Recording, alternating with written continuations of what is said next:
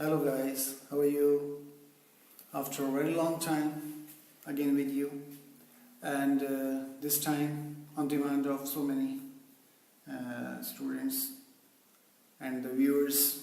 Today I'm going to tell you about the voices, and it's very simple. You must have studied it. Just to remind a little, voices actually two kinds of voices: active voice and passive voice. Mostly we use active voice in our daily sentences, but sometimes passive is also needed to be, and in writing of course we use. So as we have studied already in the beginning about the tenses, so according to the tenses we have to convert the sentence from active to passive. In active voices, we have a general use of four types of verbs. Okay, first form, second, third, and fourth form of verb, as you know very well, according to their tenses. But in passive, only third form of verb will be used. Either of it is of simple or continuous or progressive, perfect tense or whatever. But imperative sentences also will use only the third form of verb. Now verbs, put it aside now. It's decided. All depends on the auxiliary verb. How will you find out whether the sentence is belongs to which tense? Either it is simple, present, past, future, or progressive, or continuous, we say, or perfect. So only the auxiliary verbs play a major role in recognizing the sentence, the sentence belongs to which tense. So the major role of helping verbs, or you can say auxiliary verbs. First of all, I'll tell you the four changes that occurs from active to passive. One thing, this interchange of subject and object. The subject will go here and becomes object, and the object will go and become subject. Second thing, addition of by. When you are converting the sentence from active to passive, by will be, by will be added before the new object or the previous subject. For example, he plays cricket. He is subject, cricket is object. Now, in passive, cricket will go at the place of subject. Cricket is played by him. Okay? So the addition of by before the new object or the previous subject. Now, second is the addition of by. Third is the use of third form of verb, as I told you already. The verb will be always used in any kind of tense. It will be used in the third form. Only a third form. Fourth thing is the auxiliary verbs will be used accordingly. Accordingly means according to chart. A chart. So I'll give you a chart. See. Now in simple tenses or indefinite tenses, simple present or present definite, mostly we use do or does as helping verb. Okay, got it? As you remember. But only in active voices. Here, while you're making the passive, these helping verbs will be no more in use. Instead of do does, you will use the auxiliary verbs of present continuous or present progressive. That is, am, are, or am, is, are. Okay? So, It means we use, according to the chart, we use am is are, or the helping verbs of present progressive or present continuous in the sentence of simple present or present indefinite. Same thing with the past indefinite or simple past. Did is used mostly in active voice, but in passive, was and were will be used. Means the helping verbs or the auxiliary verbs of past progressive or past continuous. Okay. Same thing in the simple future or future indefinite. Will and shall we use generally in active voice, but in passive, the auxiliary verbs of future continuous or future progressive. That is, will be, shall be. Or you can say in a way that adding be with both the helping verbs will and shall. Will be, shall be. The addition of be along with the will and will along with the previous helping verbs. Okay. So in this way, I'll give you example later accordingly. Okay. Now come to the continuous tenses or progressive tenses. Present continuous or present progressive. Now, same helping verb, its own helping verb will be used. That is is, am, are. Okay. But what's the difference between in present indefinite or in simple present? There also we are using same. So what's the difference to make the sentence different? Subject or object both will be the same.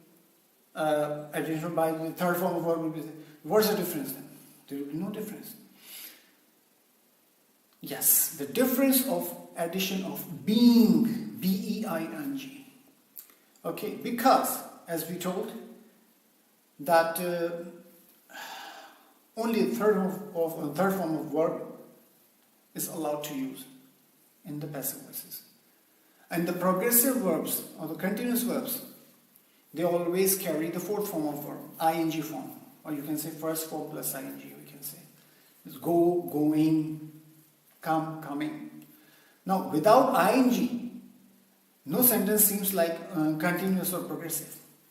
It's a recognition of a continuous sentences. So, in this way, now in this case, we have to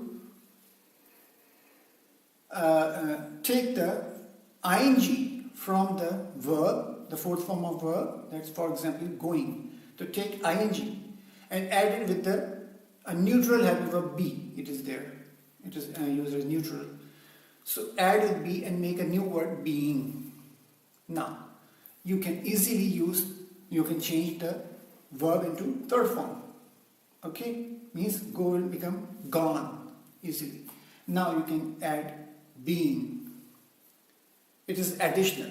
Now being is just like an indicator showing that I am continuous, I am continuous. Okay? And as example, I'll give you, and you will say, see in the examples, you can say, yeah, why it is used, why being is added. Same thing will be there in the past continuous or past progressive. Was and were, its own helping verbs along with the addition of being. Okay, same criteria. No did, like in the indefinite tenses. Did instead of did you are using was were, but here addition of being also. Then it will indicate, like a car indicator, the car's indicator, left, right, double indicator, okay, emergency, parking, whatever. Just like it. Being is an indicator showing that it is, this sentence is continuous. Now, future continuous we cannot be. It's a rule. Future continuous cannot be converted into passive voice. Why, where, we I'm not going to mention them, this thing here. Just whenever you, in an exam, anywhere you see, you get a sentence and you are directed, change into passive voice, and if you see it is in future continuous, future progressive, just write, sorry, it cannot be converted into passive. That's all. This is your answer. This is your reply. And if you make and try to make, then it is a fool, he does not know, she does not know. The examiner will come to you. So, never do. Come to the perfect tenses. Now, as you know very well, according to the tenses in active voices, we use has and have with the present perfect, okay? And had with the past, will have, shall have with the future. What you have to do, in two ways I can explain. Say, you can say, we will use all the auxiliary verbs or the helper verbs of perfect continuous tenses in perfect tenses for the passive voices. Present perfect continuous, has been, have been is used. Same thing will be used in perfect tense. Not only has and have, addition of been. Or in second way we can say addition of been, B-double-E-N, been will be there with the auxiliary verb. Sorry. So, now, same thing, had is there, the perfect, but for the passive, we add been in that, that's all. Had been, will have been and shall have been. In the future, perfect. Done, then third form of already there in it. Now come to the perfect continuous tenses, all three perfect continuous tenses. Their helping verb is used in perfect tense, but they could not be the main perfect continuous tenses, present, past, future, all three. They cannot be converted into passive voice, just like future progressive or future continuous. So these four tenses, future continuous or progressive, present, past, future, perfect continuous or perfect progressive, these four tenses, they cannot be converted into passive voice. So we have, in all 12, we have 8 tenses that could be converted into passive. Now come to the example. Now first of all, present definite. As I told you, he plays cricket. Cricket is played by him. Now this is in present indefinite or simple present, but in passive, helping verb of present continuous is used. Same way, past. She broke the glass. The glass was broken by her. Okay? Use of helping verb of continuous, past continuous tense here. Now, future. They will buy a car.